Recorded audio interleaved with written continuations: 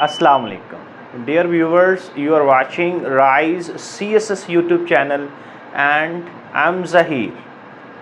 आज का जो लेक्चर है ये स्पेशली तौर पे सेकंड ईयर के स्टूडेंट्स के लिए। जो सेकंड ईयर के स्टूडेंट्स हैं उन्हें मोस्टली जब वो नावल पढ़ते हैं मिस्टर चिप्स का तो उन्हें डिफ़िकल्टीज़ होती हैं, उन्हें नावल की सही तरह अंडरस्टैंडिंग नहीं होती, फर्स्ट पॉइंट। और सेकंड, मिस्टर चिप्स के क्वेश्चंस बहुत ज़्यादा हैं, तो वो बच्चे जब नावल की अंडरस्टैंडिंग नहीं होती तो फिर जो उसके सवालात होते हैं उन्हें याद करने में भी उन्हें बहुत ज़्यादा डिफ़िकल्टी पेश आती है। नावल की अंडरस्टैंडिंग ना होने की वजह जो मिस्टर चिप्स का नावल है वो ये है कि जिस तरह आम तौर पे नावल की एक नेचर होती है कि नावल कभी भी एक सीक्वेंस में नहीं होता, सो मिस्टर चिप्स का नावल भी एक सीक्वेंस में नहीं है। कैसे? आप लोगों को मैं अल्फ़ाबेट्स की एक एग्जांपल दे के समझाऊँगा। जिस तरह अल्फ़ाबेट्स हम बच्चे को समझाते हैं तो ABCDEF यानी एक सीक्वेंस है, लेकिन मिस्टर चिप्स का जो नावल है अगर आप फर्स्ट चैप्टर को पढ़ें तो उसमें F है, सेकंड चैप्टर में पढ़ें तो उसमें A है, थर्ड चैप्टर पढ़ेंगे तो उसमें S है। सो यहाँ पे पूरे नावल जो है यानी 18 चैप्टर्स के अंदर कोई भी सीक्वेंस नहीं है। इवन के एक लाइन आप पढ़ेंगे मिस्टर चिप्स जो है वो ब्रॉकफील्ड को ज्वाइन कर रहा होगा, एक्स लाइन आप पढ़ेंगे तो वो ये कह रहा होगा कि मिस्टर चिप्स जो है 1848 को पैदा हुआ। सो लाइंस, इवन जो एक पैराग्राफ होता है ना उसकी भी आपस में जो है एक कोहेजन एंड कोहेरेंस बिल्कुल भी नहीं पाई जाती, जिसकी वजह से टीचर्स को भी पढ़ाने में डिफ़िकल्टीज़ होती क्योंकि स्टूडेंट्स को सही तरह उसकी अंडरस्टैंडिंग नहीं हो रही होती और स्टूडेंट्स को भी सीक्वेंस ना होने की वजह से इसमें इशू आता है। तो उसका एक बहुत ही सिंपल मैंने सलूशन जो है ना वो ढूंढा है कि अगर आप सिर्फ एक लेक्चर, उसका सिंपल सलूशन जो है वो ये है कि अगर आप सिर्फ ये आज एक लेक्चर ले लें और इस पूरे लेक्चर को फिंगर टिप्स में, इसमें जो इन्फॉर्मेशन मैं आपको दूंगा वो एक सीक्वेंस से होगी और आप इस इन्फॉर्मेशन को अगर फिंगर टिप्स पर याद कर लें तो आपके लिए पूरा का पूरा नावल आसान हो जाएगा। आपके लिए नावल को पढ़ना, अंडरस्टैंड करना भी आसान होगा और उसके शॉर्ट क्वेश्चन जो हैं उन्हें याद करना भी आसान होगा। तो चलिए आए अब जो है नावल के ऊपर डिस्कशन का आगाज़ करते हैं।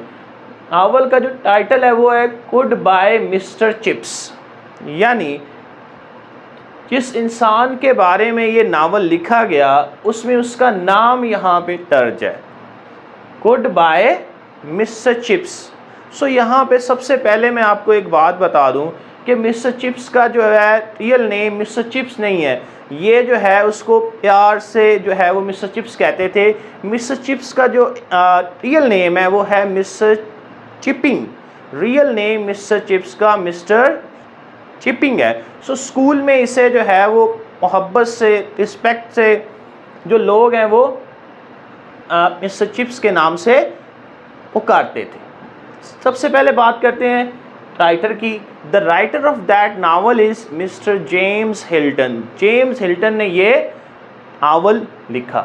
सो सेकंड थिंग ये है कि ये एक नावल है। अब ये नावल कौन सा नावल है? ये एक बायोग्राफिकल नावल है। बायोग्राफिकल नावल कौन सा होता है?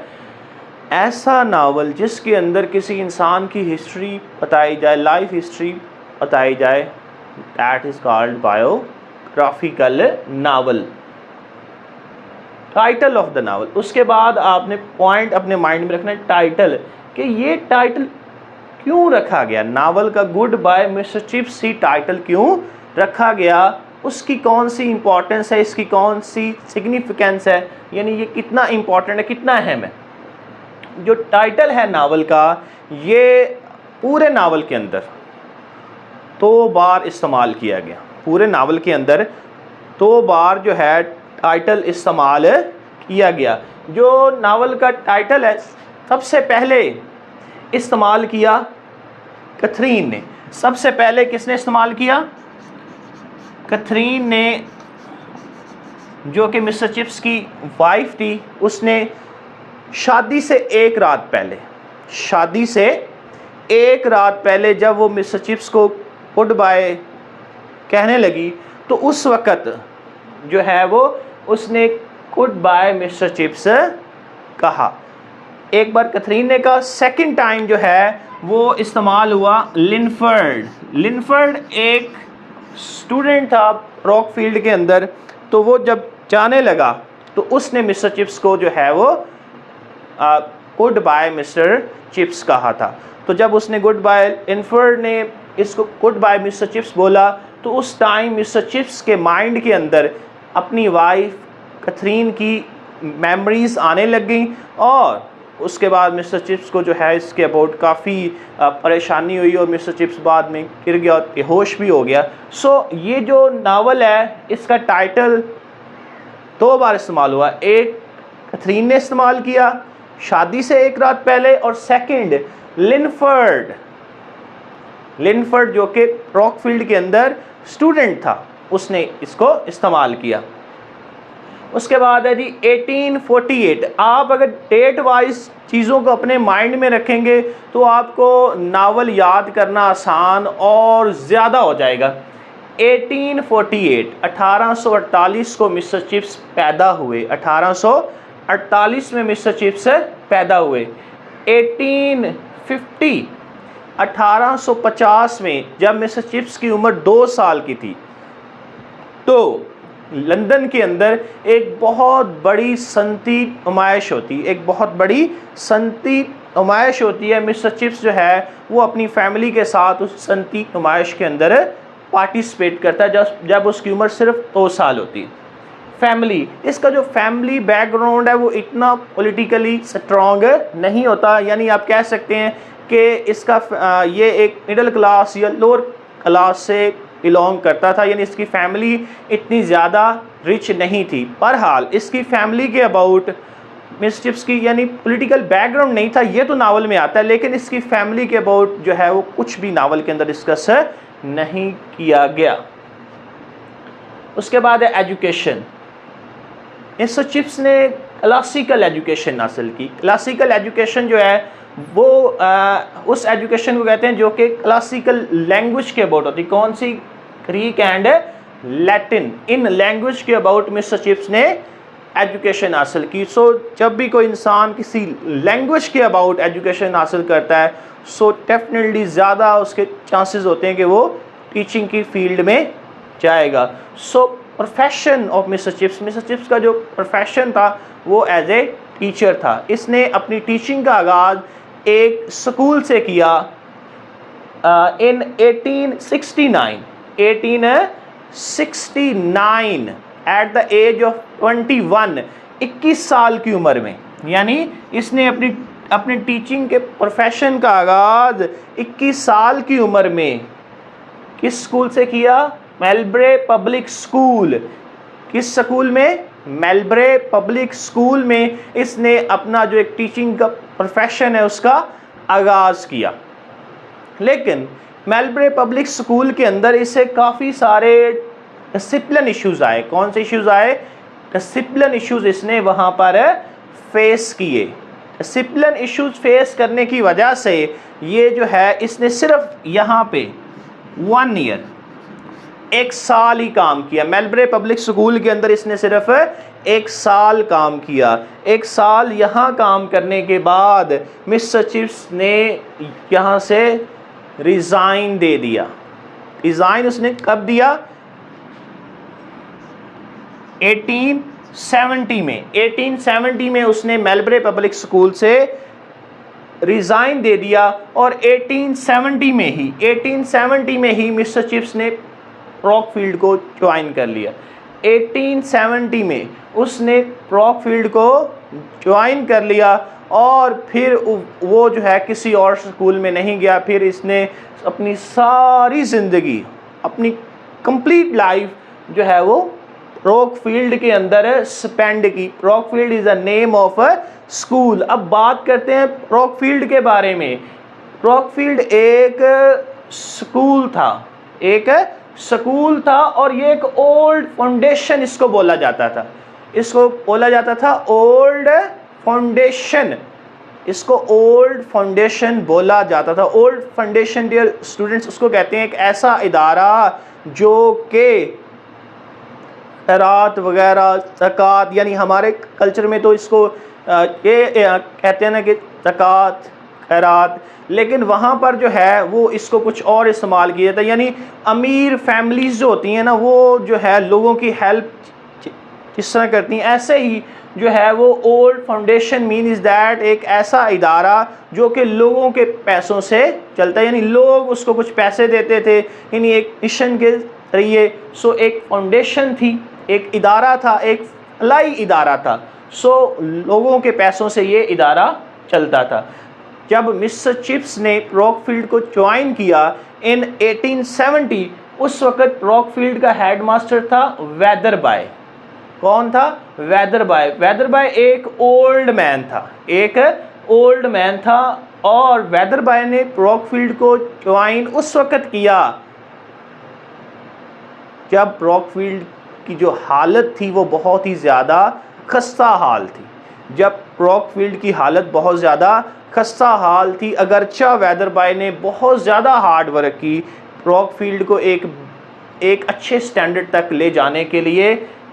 वेदरबाय ने रॉकफील्ड मिस्टर चिप्स की पैदाइश से 8 साल पहले किया, यानी 1840 के अंदर वेदरबाय ने 1840 के अंदर वेदरबाय ने रॉकफील्ड ज्वाइन किया और तकरीबन 30 साल इसने 30 इयर्स रॉकफील्ड के अंदर काम किया। 1840 से लेके 70 तक, 1840 से लेके 70 तक इसने रॉकफील्ड के अंदर काम किया, यानी 30 साल। और इसी ने ही मिस्टर चिप्स का इंटरव्यू किया था। वेदरबाय की डेथ, जब मिस्टर चिप्स ने अपना पहला तलीमी तुरानिया जो है उसका आगाज़ किया तो उससे पहले ही वेदरबाय की डेथ हो गई थी।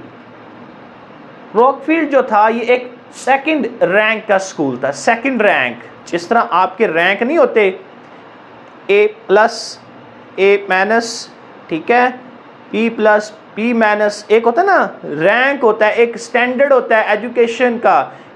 इसी तरह जो इदारे होते हैं उनकी जो एक कारकर्दगी होती है, उनकी जो परफॉर्मेंस होती है, उस बेस पर इदारों का एक रैंक बना दिया जाता है। सो उस रैंक के हिसाब से रॉकफील्ड सेकंड रैंक का स्कूल था, लाइक हैरो। हाँ, आप लोगों ने फर्स्ट ईयर एट हैरो में पढ़ा, ठीक है। हैरो की तरह ये हैरो भी एक ग्रामर टाइप स्कूल था। सो ये एक सेकंड रैंक स्कूल था। और एक इंटरेस्टिंग बात बताऊं, मिस्टर चिप्स की जो तलीमी काबिलियत थी वो भी सेकंड रैंक की थी। और जिस तरह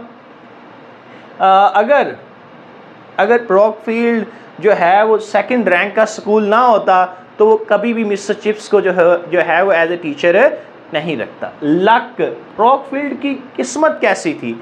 रॉकफील्ड की किस्मत हमेशा अप एंड डाउन जैसी थी। यानी एक वक्त ऐसा आता था रॉकफील्ड इतना ज़्यादा फेमस हो जाता था कि यानी उसकी पॉपुलैरिटी आसमान को छूने लगती थी।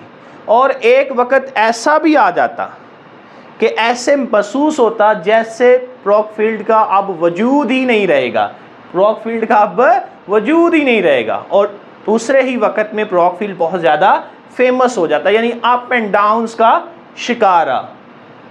रॉकफील्ड कब बना, यानी रॉकफील्ड जो है एक इदारा कब बना, ये स्कूल वजूद में कब आया? ये एलिज़ाबेथ, ये एक मलका का नाम है, बरतानिया के अंदर जो है वो मलका थी एलिज़ाबेथ। उस वक़्त जो है वो रॉकफील्ड वजूद में आया। इस स्कूल के अंदर जो है यानी 18th सेंचुरी के अंदर की जो बिल्डिंग्स थी ना वैसी इसकी बिल्डिंग थी। और रॉकफील्ड के एकर्स की तादाद में इसके प्लेइंग फील्ड्स थे। प्लेइंग फील्ड जो थे वो एकर्स की तादाद में थे। और जब वर्ल्ड वार 1 का आगाज़ हुआ, जब वर्ल्ड वार 1 का आगाज़ हुआ इन 1814 में आगाज़ हुआ वर्ल्ड वार 1 का, और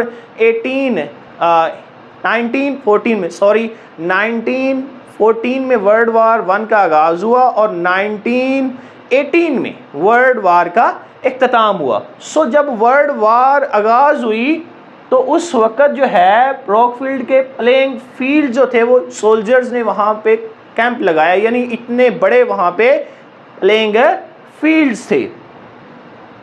रॉकफील्ड अक्रॉस द रोड, यानी रोड के दूसरी तरफ अक्रॉस द रोड जो है ये वाक़या था। उसके बाद एक रैमर स्कूल था, यानी इसके अंदर मोस्टली जो है वो रैमर पढ़ाई जाती थी। इंटरव्यू, यानी मिस्टर चिप्स का जो फर्स्ट इंटरव्यू हुआ वो लिया वेदरबाय ने, ठीक है। और मिस्टर चिप्स को इस बात का बड़ा फ़ख्र था कि वेदरबाय ने उसका इंटरव्यू लिया, क्योंकि वेदरबाय 1870 में उसकी डेथ हो जाती है।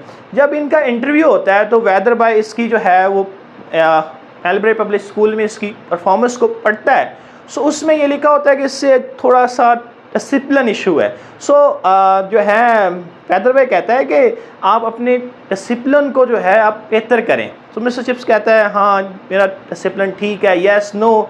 सो वेदरबाय कहता है कि परेशान ना हो, ये जो डिसिप्लिन है ना ये एक्सपीरियंस से आता है, ठीक है, ये इंसान को एक्सपीरियंस से आता है। सो वेदरबाय से एक एडवाइस करता है कि पहले दिन से ही एक फर्म एटीट्यूड इख्तियार करो। सो मिस्टर चिप्स ऐसे ही करते हैं। तो ये इसका फर्स्ट डे इंटरव्यू है कि इसका वेदरबाय इंटरव्यू करता है। वो इससे कहता है कि अपना डिसिप्लिन बेहतर करो, और साथ ये भी कहता है कि अब ज़्यादा परेशान हो, डिसिप्लिन वो एक्सपीरियंस से आता है, with the passage of time आता है। और वेदरबाय एक और बात करता है इसको, इसे कहता है कि यूथ और ओल्ड फाउंडेशन, यानी ओल्ड एंड यूथ ये जब मिलते हैं तो इनके अलाप से, इनके मिलने से रिजल्ट, नतीजा जो निकलता है वो बहुत ही पॉजिटिव होता है। उसके बाद है जी फर्स्ट क्लास। मिस्टर चिप्स ने रॉकफील्ड ज्वाइन कर लिया। इसकी जो पहली क्लास थी, फर्स्ट क्लास थी, वो 500 जो हैं बदमाशों से भरी हुई थी। अगर उन्हें इंडिविजुअली, अगर उन्हें तन्हा देखा जाए तो वो बड़े ही डिसेंट थे, बट एज ए मॉब उनसे ज़्यादा ख़तरनाक कोई भी नहीं था।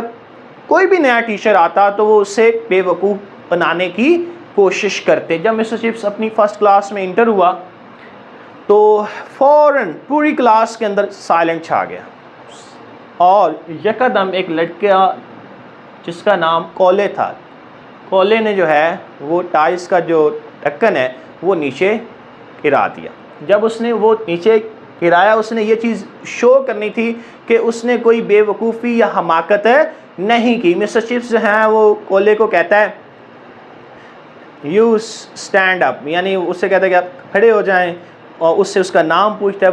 वो कहता है कोले सर, तो कोले आप 100 लाइंस लिखें। उसके बाद मिस्टर चिप्स की जो है क्लास में से कोई भी डिसिप्लिन इशू नहीं होता। कोले के बारे में बहुत ही एक इंटरेस्टिंग चीज़ है कि कोले अपने बेटे को, यानी कोले जब एजुकेशन हासिल कर लेता है और एक बहुत बड़े ओहदों पर पहुंचता है, यानी नवाब वगैरह बन जाता है, सो कोले अपने बेटे को भेजता है, यानी सेकंड कोले जो हैं वो आते हैं। सो जिस तरह कोले एक नकम्मा स्टूडेंट था, इसका जो बेटा होता है, यानी ये जब अपने बेटे को भेजता है, सो इसका बेटा भी इसकी तरह नकम्मा होता है। और फिर इसका बेटा जब एजुकेशन कंप्लीट कर लेता है तो वो अपने बेटे को रॉकफील्ड के अंदर, थर्ड कोले को रॉकफील्ड के अंदर भेजता है।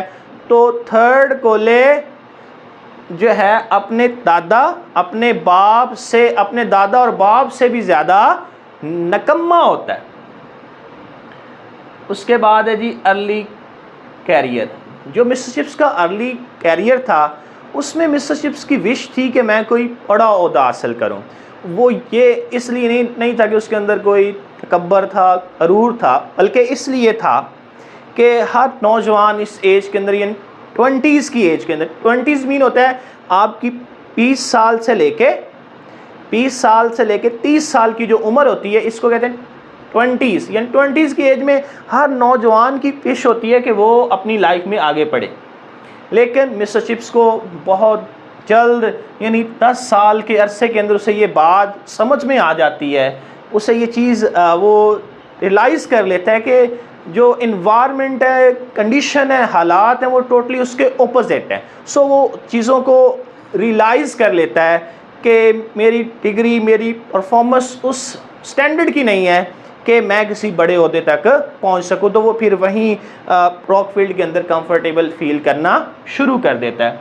मिस्टर चिप्स टाइम्स, ये एक अखबार का नाम, टाइम्स अखबार पढ़ता है मिस्टर चिप्स। ये उसके अलावा old tradition, old culture, old tradition, old rules and regulations, उनको मिस्टर चिप्स पसंद करता है। आप कह सकते हैं कि मिस्टर चिप्स थोड़ा सा नैरो माइंडेड है, ठीक है। वो ओल्ड वैल्यूज़ को बहुत ज़्यादा पसंद करता है, यानी मॉडर्निज्म को मिस्टर चिप्स बिल्कुल भी पसंद नहीं करता, ओल्ड ट्रेडिशन को पसंद करता है। ये तीन चीज़ों के बहुत ही अगेंस्ट होता है। नंबर 1, ये औरतों की जो साइकिलिंग है उसके लिए औरतों का यूनिवर्सिटी में पढ़ना, उसके अलावा फ़ीमेल का जो है वो राइट ऑफ वोट, उसके अलावा ये फ़ीमेल से बहुत ज़्यादा खौफज़दा है। मिस्टर चिप्स फ़ीमेल से बहुत ज़्यादा खौफज़दा है। ये फ़ीमेल्स को एक रौनी मखलूक कंसीडर करता है। इसके अकॉर्डिंगली डिसेंट वुमेन वो होती है जो कि डरपोक हो, जो कि डरपोक हो, वीक हो, यानी वीक और डरपोक हो वो औरत डिसेंट होती है इसके अकॉर्डिंगली। और इसके अकॉर्डिंगली डिसेंट मैन वो होता है जो इस औरत को दूर से इसके साथ बिहेव करे, यानी औरत के नज़दीक आके उसके साथ बात ना करे। उसके बाद है जी, ये तो मिस्टर चिप्स का एक माइंडसेट हो गया। उसके बाद है Ibsen and Bernard Shaw. Ibsen and Bernard Shaw ये दो राइटर्स हैं। मिस्टर चिप्स इन दोनों राइटर्स को पसंद बिल्कुल भी नहीं करता, बिल्कुल ही इनके अगेंस्ट है। जब मिस्टर चिप्स की उम्र जो है वो हो जाती है ऑलमोस्ट, मिस्टर चिप्स की उम्र 1896 का टाइम है। सो मिस्टर चिप्स 1848 के अंदर पैदा होता है। तो जब इसकी उम्र 48 ईयर्स ओल्ड हो जाती है, यानी 2 अगर 50 में ऐड करें 50, 60, 70, 80, 90 and 6, eight the time of 1896 जब उसकी उम्र 48 साल हो जाती है और उसे रॉकफील्ड के अंदर काम करते हुए 26 साल का 26 ईयर्स का अरसा हो जाता है। रॉकफील्ड में अब उसे काम करते हुए कितना अरसा हो गया है? 26 ईयर्स। और उसकी एज कितनी हो गई है? 48 ईयर्स। और अभी तक इसने शादी नहीं की। शादी ना करने की मेन वजह, एक तो ये मॉडर्न वुमेन को पसंद नहीं करता, और दूसरा ये औरतों की कंपनी के अंदर कंफर्टेबल फील नहीं करता, इसलिए ये शादी नहीं करता। टाइम आ जाता है 1896 का। मिस्टर चिप्स जो है छुट्टियों पे अपने दोस्त, इसके दोस्त का नाम है ट्रॉडन। ट्रॉडन के साथ जो है मिस्टर चिप्स, ट्रॉडन के साथ मिस्टर चिप्स जाता है ग्रेट कैबल, वहाँ सैर करने। ट्रॉडन के साथ मिस्टर चिप्स सैर करने जाता है, कहाँ पे? Great cable. इसका जो दोस्त है ट्रॉडन, वो कुछ फैमिली इश्यूज़ की वजह से, कुछ फैमिली बिजनेस यानी फैमिली मामलात की वजह से ट्रॉडन वापस आ जाता है। 1 वीक तक मिस्टर चिप्स के साथ रहता है, लेकिन उसके बाद वापस आ जाता है। मिस्टर चिप्स वहीं ठहरे रहता है। एक दिन जो है मिस्टर चिप्स ऐसे वॉक करता हुआ जाता है तो देखता है कि पहाड़ के ऊपर एक लड़की खड़ी हुई है। यानी मिस्टर चिप्स तो समझता है कि औरत एक वीक ज़ात है, लेकिन ये देखता है कि एक लड़की खड़ी है और वो अपना हाथ वेव कर रही है, अपना हाथ लहरा रही है, अपना हाथ लहरा रही है। तो मिस्टर चिप्स ये समझता है कि वो लड़की किसी परेशानी में है, किसी तकलीफ में है। उस लड़की का नाम है जी कैथरीन। उस लड़की का नाम है कैथरीन। वो जो लड़की है वो भी अपनी किसी दोस्त के साथ वहाँ आई होती है, वो भी अपनी किसी दोस्त के साथ आई होती है, और कैथरीन आउट ऑफ जॉब होती है। और ये इसका जो प्रोफेशन आजकल ये जो है ना, इसकी अर्निंग जो थी वो ये थी, इस नावल के अंदर जो बताया गया कि शादी से पहले जो आम तौर पे टीचर्स होम ट्यूशन्स नहीं पढ़ाते, ये इसका काम था। ये भी अपनी दोस्त के साथ आई होती है। सो मिस्टर चिप्स देखता है कि एक लड़की हाथ हिला रही है और ये फील करता है कि वो बहुत ज़्यादा डिफ़िकल्टी के अंदर है। सो मिस्टर चिप्स ना औरतों की हेल्प करना पसंद करता है, ना उनसे हेल्प लेना पसंद करता है, ना हेल्प करना पसंद करता है, ना हेल्प लेना पसंद करता है। लेकिन इस बार जो है ना, ये अपने आप को रोक नहीं पाता, तो ये वहाँ से भागता है। 48 साल अल्लाह के बंदे आपकी एज है और आप पहाड़ी इलाके में स्पीड लगा रहे हैं, तो जैसे ये तेज़ी से भागता है ना, इसके जो है ना घुटना वो उसमें पहुँच आ जाती है। जब वहाँ सॉरी जब इससे पहुँच आ जाती है, तो पहुँच आने की वजह से ये नीचे गिर जाता है। वो जो लड़की हाथ हिला रही होती है, उसका नाम है कैथरीन। वो किसी डिफ़िकल्टी के अंदर नहीं होती, एक्चुअली उसकी नीचे दोस्त खड़ी होती है, वो उसको इशारा कर रही होती है। सो वो देख लेते हैं कि ये नीचे गिर रहा है, तो वो भागती है कैथरीन अपनी दोस्त के साथ मिस्टर चिप्स की हेल्प करने के लिए, और ये उससे जो है मिस्टर चिप्स के फार्म हाउस, यानी जहाँ पर इन्होंने अपनी राइश रखी होती है, वहाँ पर इसे ले आती। कैथरीन ये समझती है कि मिस्टर चिप्स के साथ ये हादसा जो पेश आया वो मेरी वजह से। सो कैथरीन डेली बेस पे मिस्टर चिप्स को मिलने आती है, यानी डेली बेस पर कैथरीन मिस्टर चिप्स को मिलने आती है। कैथरीन की दोस्त वापस चली जाती है, लेकिन कैथरीन अपनी साइकिल पर, उसने भी वहाँ इसके पास ही एक फार्म हाउस में जो है, एक हॉस्टल के अंदर या एक रेस्टोरेंट के अंदर उसने भी अपनी राइश रखी होती, वो भी अपनी दोस्त के साथ सैर के लिए आई होती है। सो कैथरीन की जो एज है वो 25 साल है। कैथरीन की एज कितनी है? 25 ईयर्स। कैथरीन की एज है 25 साल। कैथरीन 25 साल की एक लड़की है और ये डेली मिस्टर चिप्स से मिलने आती है। इसकी कैथरीन की कितनी एज है? 25 साल। कैथरीन की एज है 25 साल है। Like mister chips daughter, like mister chips है डॉटर। मिस्टर चिप्स की एज 48 ईयर्स है और कैथरीन की एज है 25 साल है। कैथरीन एक बहुत ही मॉडर्न गर्ल है। कैसे मॉडर्न गर्ल है? ये कैथरीन चाहती है कि औरतों को राइट ऑफ वोट हो। जिस चीज़ को मिस्टर चिप्स पसंद नहीं करता, वो सारी चीज़ों को कैथरीन पसंद करती है। सानी it's mean is that in दोनों का व्यू पॉइंट एक दूसरे से बहुत ही अलग है। यानी कैथरीन चाहती है औरतों को राइट ऑफ वोट हो, औरतों को यूनिवर्सिटीज़ के अंदर एडमिशन का राइट हो। उस वक्त बेटा नहीं था, उस वक्त ना ही औरतों को राइट ऑफ वोट था, ना ही औरतें जो हैं उन्हें यूनिवर्सिटीज़ के अंदर एडमिशन दिया जाता था। और तीसरा ये चाहती थी कि औरतें आज़ादी से बाईसाइकिलिंग कर सकें। सो पॉलिटिकली ये एक रेडिकल थी। पॉलिटिकली कैथरीन रेडिकल मीन होता है कि ऐसा इंसान जो कि इनकलाबी वैल्यूज़ को पसंद करे, और ये इन राइटर्स को पसंद करती थी, Ibsen and William Morris. Ibsen and William Morris, यानी कैथरीन की लाइकनेस, वो चीज़ें जिनको कैथरीन बहुत ज़्यादा पसंद करती थी, उन सारी चीज़ों को मिस्टर चिप्स बहुत ज़्यादा नापसंद करता था। तो कैथरीन जो है डेली मिस्टर चिप्स से मिलने आती और ओपनली अपने जज्बात का इजहार करती, अपने आइडियाज़ का, अपने थॉट्स का। और मिस्टर चिप्स ना उसके आइडियाज़ को नापसंद करने के बावजूद चुप करके सुनता रहता है, यस यस, जी हाँ जी हाँ जी हाँ।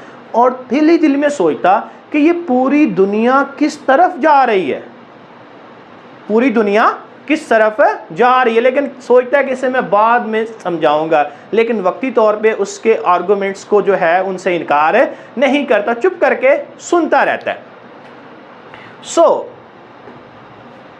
हुआ ये कि उसकी बातें सुनते सुनते कैथरीन की पर्सनैलिटी आउटस्टैंडिंग थी, तो एक दूसरे के आइडियाज़ मुख्तलिफ होने के बावजूद मिस्टर चिप्स और कैथरीन एक दूसरे को पसंद करने लगे और वो अपनी इंगेजमेंट से पहले एक दूसरे को इंगेज्ड कंसीडर करने लगे।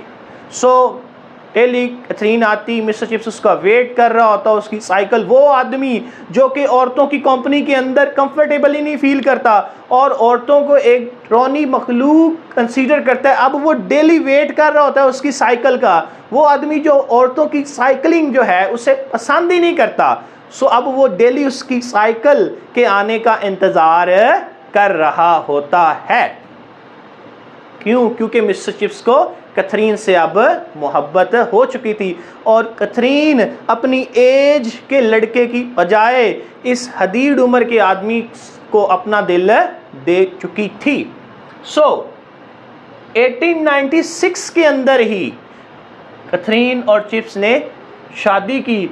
इनकी शादी कैथरीन के आंट हाउस में, कैथरीन की जो आंटी है उसके घर में इनकी शादी हुई। शादी से एक रात पहले जब वो कैथरीन मिस्टर चिप्स को अलविदा कहने लगती है तो कहती है good bye Mister Chips. Mister Chips वापस जब जा रहा होता है तो सारे रास्ते उसका जो गुड बाय का वो इशारा है ना, उससे ही सोचता रहता है। उसके बाद है चेंज हिम, पॉइंट है चेंज हिम। शादी के बाद कैथरीन ने चिप्स को टोटली तौर पे चेंज कर दिया। कैसे? इसका डिसिप्लिन पहले से बेहतर हो गया, इसका लिबास, इसकी ड्रेसिंग, इसकी पर्सनैलिटी पहले से बेहतर होगी। स्टूडेंट्स शादी से पहले इसे सिर्फ लाइक ही करते थे, लेकिन आफ्टर मैरिज कैथरीन ने इसे इतना बदला कि स्टूडेंट इससे मोहब्बत भी करने लगे। कैथरीन इसको कहती थी आम तौर पे कि आप स्टूडेंट्स के साथ सख्ती ना किया करो, सो आस्ता चिप्स ने सख्ती भी कम कर दी थी। लेकिन कैथरीन ये कहती थी कि वो लड़के जो कि आपको बार बार तंग करते हैं उन पर आप सख्ती करें, लेकिन हर एक एक्ट के ऊपर आप सख्ती ना करें। सो मिस्टर चिप्स को टोटली तौर पर कैथरीन ने चेंज कर दिया, तब्दील कर दिया। Wives of teachers. अब कैथरीन बहुत ज़्यादा खूबसूरत थी, बड़ी पर्सनैलिटी थी। मिस्टर चिप्स जो है ना, शादी से पहले छोटे हॉस्टल में रहता था, यानी स्कूल का, और आफ्टर मैरिज इसे स्कूल में एक बड़ा हॉस्टल दे दिया गया। सो जो अदर मास्टर्स की वाइफ्स थी वो कैथरीन से बहुत ज़्यादा जेलस फील करती थी उसकी पर्सनैलिटी की वजह से और ब्रॉकफील्ड के अंदर इतना ज़्यादा फेमस होने की वजह से। लेकिन कैथरीन का इखलाक इतना ज़्यादा अच्छा था, वो मुख्तलिफ पार्टीज़ के अंदर भी पार्टिसिपेट करती थी, फंक्शंस के अंदर भी, लेकिन उसका इखलाक इतना अच्छा था कि उसने बहुत जल्द उन टीचर्स की जो पेगमात हैं उन्हें भी अपना दीवाना बना लिया। वो भी उसकी इज्जत है और रिस्पेक्ट करने लग गए। 2 साल जो ज़िंदगी के थे, यानी शादी का जो 2 इयर्स बहुत आउटस्टैंडिंग रहे, इनके बहुत शानदार रहे, एक्सीलेंट रहे, बहुत एक्सीलेंट रहे। इन दोनों ने एक दूसरे के साथ जो टाइम स्पेंड किया आउटस्टैंडिंग था, आउट क्लास था, ठीक है। लेकिन 1896 में शादी हुई, 1898 कैथरीन बच्चे की पैदाइश के वक़्त at the time of delivery case Catherine died, Catherine की डेथ हो जाती है और मिस्टर चिप्स जो है वो बहुत ज़्यादा अफसुदा हैं, बहुत ज़्यादा परेशान है। इसके बाद है जी, कैथरीन की डेथ के बाद मिस्टर चिप्स बहुत ही ओल्ड अपने आप को फील करना शुरू कर देता है और उसकी एक बोरिंग लाइफ का आगाज़ हो जाता है। मिस्टर चिप्स हालात का आदी होने की कोशिश तो करता है, बहुत ज़्यादा हालात का आदी होने की कोशिश करता है मिस्टर चिप्स। उसके बाद है जी,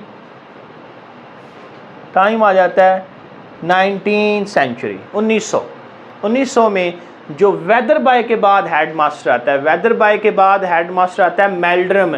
मेल्ड्रम ब्रॉकफील्ड का हेड मास्टर बनता है 1870 में। वेदर बाय आता है 1840 में, वेदर बाय की डेथ होती है 1870 में और 1870 में ब्रॉकफील्ड का नया हेडमास्टर आता है मेल्ड्रम। मेल्ड्रम ब्रॉकफील्ड के अंदर 30 साल तक काम करता है। मेल्ड्रम ब्रॉकफील्ड के अंदर कितना अरसा काम करता है? 1870 से लेके 19 सेंचुरी तक, यानी 30 साल, 30 इयर्स तक मेल्ड्रम ब्रॉकफील्ड के अंदर काम करता है। सो मेल्ड्रम की 1900 में डेथ हो जाती है।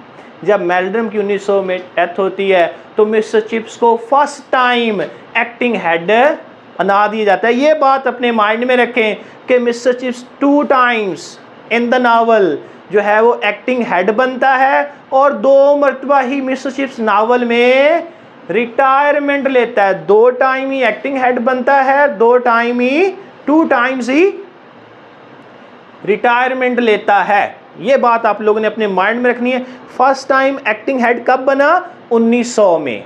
और इसके एक्टिंग हेड बनने के बाद फिर एक परमानेंट हेड मास्टर आ जाता है ब्रॉकफील्ड के अंदर, उसका नाम है जी रस्टन। कौन आता है हेड मास्टर? है रस्टन। रस्टन एक परमानेंटली ब्रॉकफील्ड के अंदर हेड मास्टर आ जाता है। रस्टन की पर्सनालिटी आउटस्टैंडिंग होती है, वो तमगों से आरास्ता होती है, यानी गोल्ड मेडल जो होते हैं उससे उसकी जो पूरी लाइफ है, उसका पूरा कैरियर जो है उससे आरास्ता होता है। यंग मैन होता है, अपनी एक नज़र से पूरे के पूरे हाल को साइलेंट करवा सकता है। ये ब्रॉकफील्ड को चेंज करना चाहता है, ये ब्रॉकफील्ड को एक मॉडर्न स्कूल बनाना चाहता है, ये ब्रॉकफील्ड के अंदर जो ओल्ड लैंग्वेजेस हैं उनको ख़त्म करना चाहता है, ये ब्रॉकफील्ड को एक साइंटिफिक स्कूल जहाँ पे जो साइंस के बारे में एजुकेशन दी जाए वो बनाना चाहता है, ये ब्रॉकफील्ड के अंदर मॉडर्न एजुकेशन देना चाहता है, ये ब्रॉकफील्ड का कल्चर जो है उसे चेंज करना चाहता है, ये ब्रॉकफील्ड का जो ट्रेडिशन है उसे चेंज करना चाहता है, ये ओल्ड वैल्यूज़ को ख़त्म करना चाहता है। और इसके दौर में फर्स्ट टाइम ऐसा हुआ कि ब्रॉकफील्ड में एडमिशन लेने वालों की एक लाइन लग गई, एडमिशन लेने वालों की लाइन लग गई। लेकिन मिस्टर चिप्स साहब इसको बहुत ज़्यादा नापसंद करते हैं, क्योंकि ये जो चेंजेस करना चाहता है ब्रॉकफील्ड के अंदर, उन सारी चेंजेस को मिस्टर चिप्स साहब नापसंद करते हैं, क्योंकि मिस्टर चिप्स ओल्ड वैल्यूज़ को पसंद करता है, ओल्ड ट्रेडिशन को पसंद करता है, ओल्ड कल्चर को पसंद करता है। सो वो ब्रॉकफील्ड को वैसे ही रखना चाहता है जैसा ब्रॉकफील्ड है, लेकिन रस्टन उसके अंदर उसे एक मॉडर्न स्कूल बनाना चाहता है, जिसकी वजह से रस्टन जो भी ऑर्डर देता था सारे टीचर मानते थे, लेकिन चिप्स साहब उसकी बात नहीं मानते थे। सो 1908 रस्टन एक दिन चिप्स को अपने ऑफिस में बुलाता है और कहता है, जनाब आपने रिटायरमेंट के अबाउट नहीं सोचा?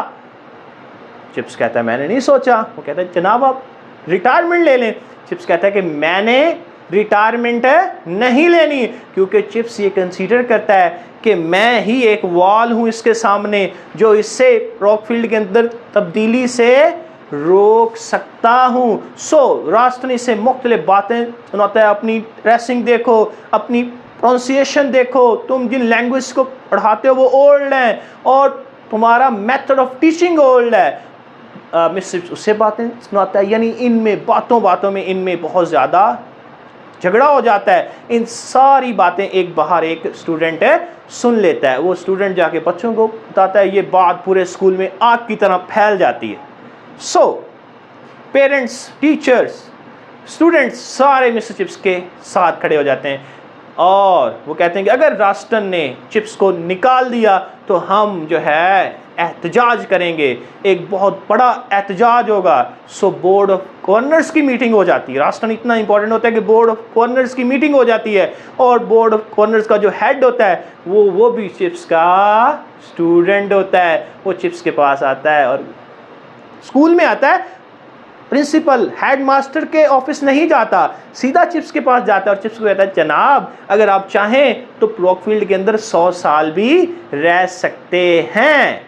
सो जब रस्टन हालात को देखता है कि ये तो मिस्टर चिप्स मुझे कुछ भी जो है वो करने नहीं दे पा रहे, तो रस्टन उसके बाद ब्रॉकफील्ड को छोड़ के किसी अच्छे रैंक के स्कूल में चला जाता है। ना रास्टन चिप्स को पसंद करता था, ना चिप्स रास्टन को पसंद करता था। एट द एंड रास्टन वहाँ से चला जाता है। जब रास्टन चला जाता है तो नया हेडमास्टर ब्रॉकफील्ड में आ जाता है। उस नए हेडमास्टर का नाम है चैट्रिस। उसका क्या नाम है? चैट्रिस। रास्टन के जाने के बाद ब्रॉकफील्ड में एक नया हेडमास्टर आता है जिसका नाम है चैट्रिस। चैट्रिस भी एक नौजवान होता है, लेकिन वो इस बात को अंडरस्टैंड कर लेता है कि ब्रॉकफील्ड स्कूल चिप्स के अंदर बसता है और चिप्स ब्रॉकफील्ड स्कूल के अंदर बसता है। चैट्रिस मिस्टर चिप्स की बहुत ज़्यादा इज्जत करता है और ये दोनों एक दूसरे को बहुत ज़्यादा लाइक करते हैं, पसंद करते हैं। ठीक है, इनका वक्त बहुत अच्छा स्पेंड होता है। उसके बाद मिस्टर चिप्स जो है वो 1913 में 1913 के अंदर मिस्टर चिप्स को हलक की सूजन का इशू होता है। 1913 के अंदर मिस्टर चिप्स को हलक की सूजन का इशू होता है। इसलिए मिस्टर चिप्स जो हैं रिटायरमेंट लेने का फैसला कर लेते हैं।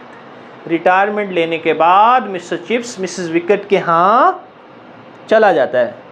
1913 में रिटायरमेंट लेने के बाद मिसेस विकेट के यहाँ चला जाता है। मिसेस विकेट का हाउस स्कूल के सामने होता है। स्कूल यानी रोड के उस पार स्कूल के सामने होता है, यानी वो अपने आप को ब्रॉकफील्ड के साथ अटैच रखना चाहता है। मिसेस विकेट कौन है जी? मिसेस विकेट जो है वो भी 1902 के टाइम वो भी ब्रॉकफील्ड के अंदर काम करती थी। लिनियन रूम जो है यानी तौलिए वगैरह जो एक रखने वाला रूम होता है, कपड़े रखने वाला एक जो रूम होता है, वहाँ उसकी इंचार्ज थी।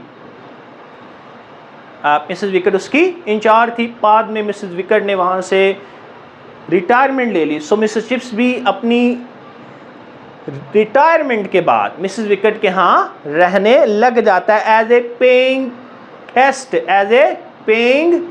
गेस्ट।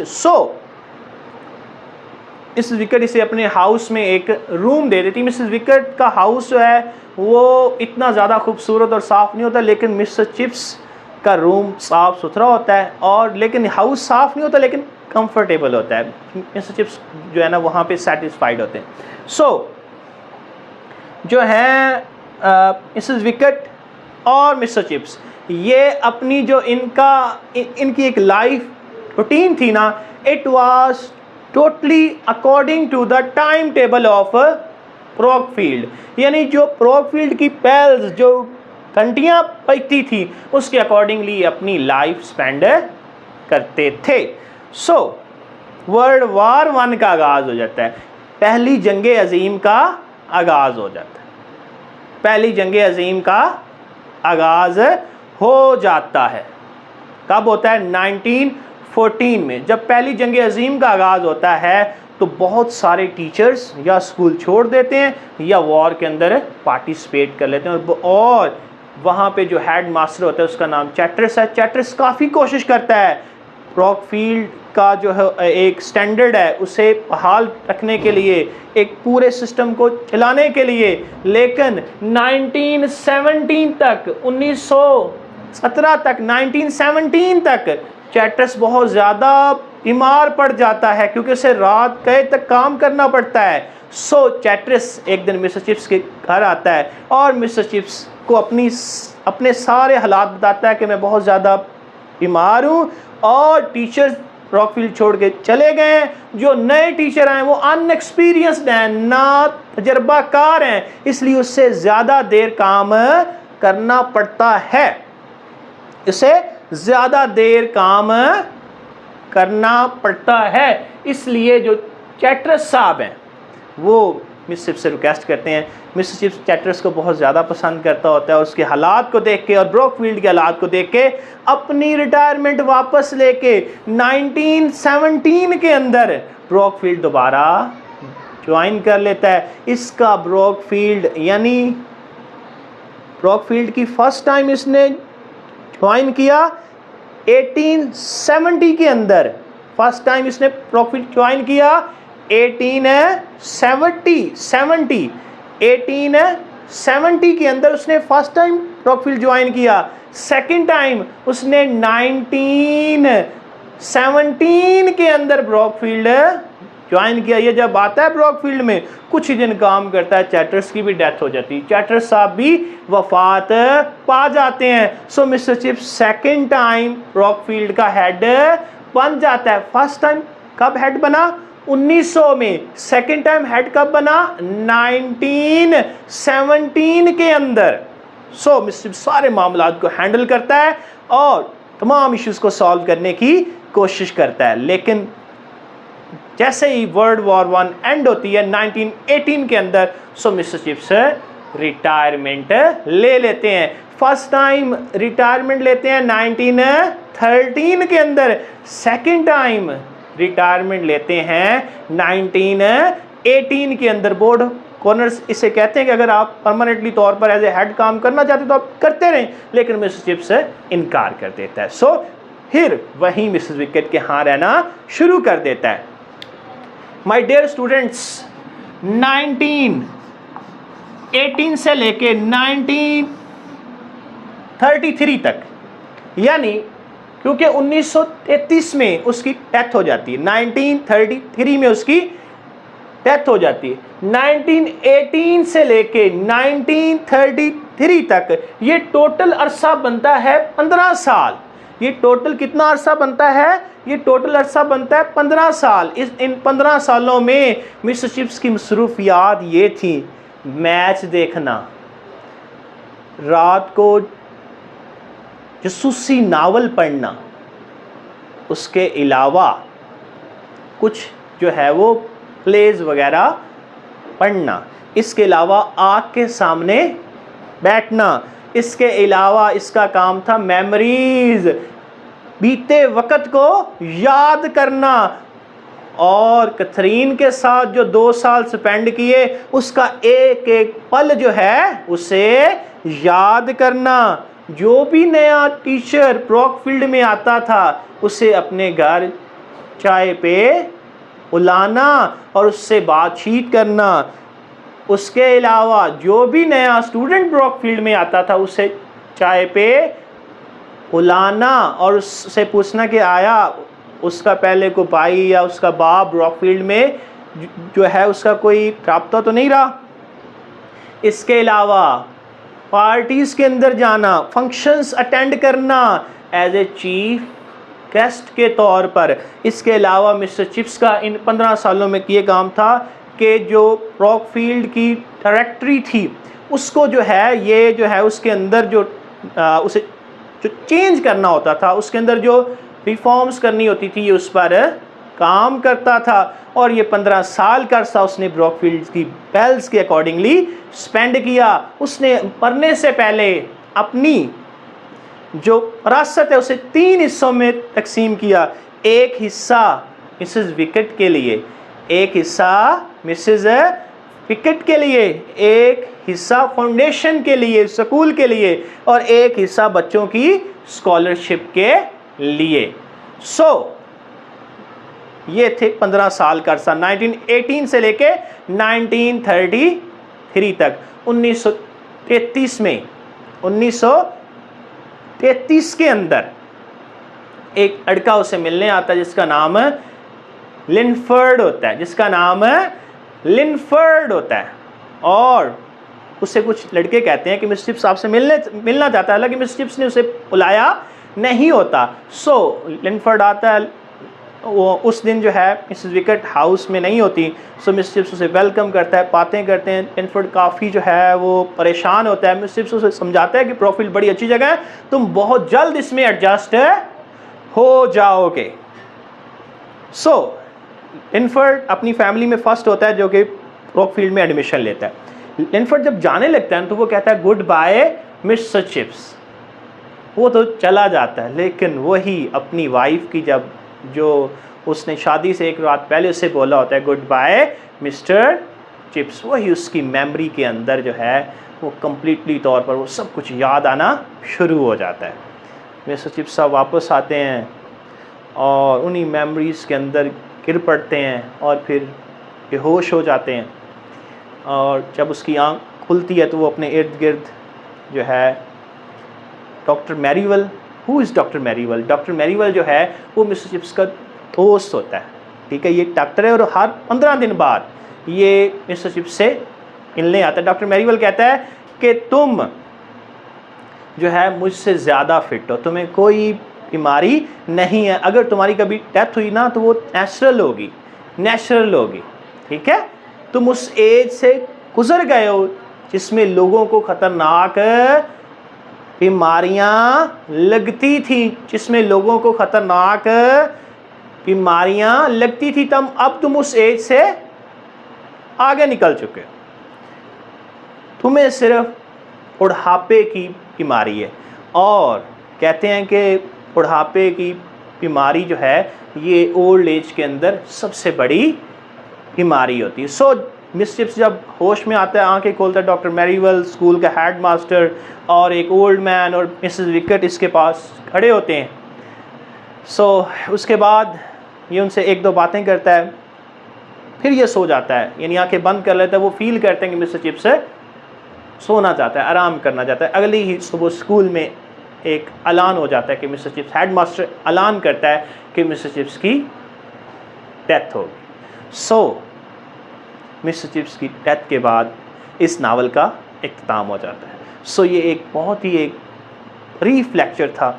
अगर आप इन हेडिंग्स को पहले याद करें, उसके बाद जो मैंने इनके अबाउट एक्सप्लेनेशन दी वो अगर, यानी ये लेक्चर अगर आपको याद हो गया फिंगर टिप्स पे, तो यकीन माने मिस्टर चिप्स की जो एक कंप्लीट बुक है, एक कंप्लीट नावल है, उसमें आपको कोई भी डिफ़िकल्टी नहीं होगी। ये एक कंप्लीट बैकग्राउंड है, नॉलेज है। ये नॉलेज हासिल करने के बाद आप हेल्पिंग बुक लिए बगैर मिस्टर चिप्स के नावल को पढ़ें, इंशाल्लाह आप लोगों को उसकी अंडरस्टैंडिंग होगी। एट द एंड मैं आप लोगों से ये रिक्वेस्ट करता हूँ कि अगर आपको मिस्टर चिप्स के नावल की अंडरस्टैंडिंग हो गई है तो मेरा चैनल जो है उसे सब्सक्राइब करना ना भूलिएगा। अल्लाह हाफिज़।